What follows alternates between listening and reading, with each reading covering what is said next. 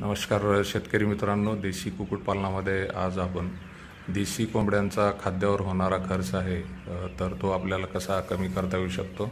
आणि व्हिडिओमध्ये आपण पाहतोय की आम्ही आमच्याकडील देशी कोंबड्यांना गवत आपल्या शेतीमध्ये वेगवेगळ्या प्रकारची गवत येतात, तर हे गवत खाऊ घालून खाद्यावरील खर्च कमी करण्याचा प्रयत्न करतो। याच्यामध्ये सगळ्यात महत्त्वाची गोष्ट ही आहे की देशी कोंबड्या जे आहे ते काही प्रमाणात आपण बाहेरलाही चराय सोडल्यानंतर आपण पाहतो की परिसरातील काडी कचरा गवत हे सगळं खाऊन ते आपली पूर्ण शरीराची जी गरज आहे ऊर्जा आणि प्रथिनाची ती भागवतात।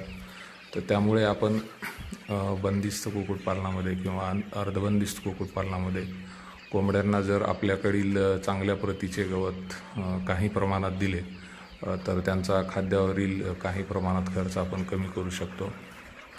या कोंबड्यांना आपण जर वेगवेगळ्या प्रकारचे प्रथिनमय गवत देण्याचे ठरवले, साधारणतः आपल्याकडे मेथी घास, लसूण घास, वेगवेगळ्या प्रकारची गवत आहे ज्याच्यामध्ये प्रथिनांचे प्रमाण चांगले आहे, तर अशा प्रकारची हिरवी लुसलुशीत अशी गवत जर दिली तर या गवतासोबत आपण पाहतो की गवत जेव्हा आपण कोंबडीसाठी टाकतो तर याच्यासोबत छोटी छोटी किडी असतात, ती पण त्या गवतावर बसण्यासाठी येतात आणि कोंबडीचं हे एक महत्त्वाचं खाद्य म्हणून कोंबडीला आवडणारं खाद्य छोटी छोटी जी किडे आहेत ते आहे।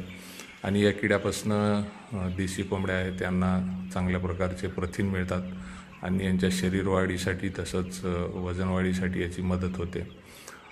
गवत देण्याचे प्रमाण जर आपण पाहिले तर साधारणतः आपल्या एका कोंबडीला आपण 50 ते 100 ग्रॅमपर्यंत एका दिवसामध्ये हे गवत देऊ शकतो।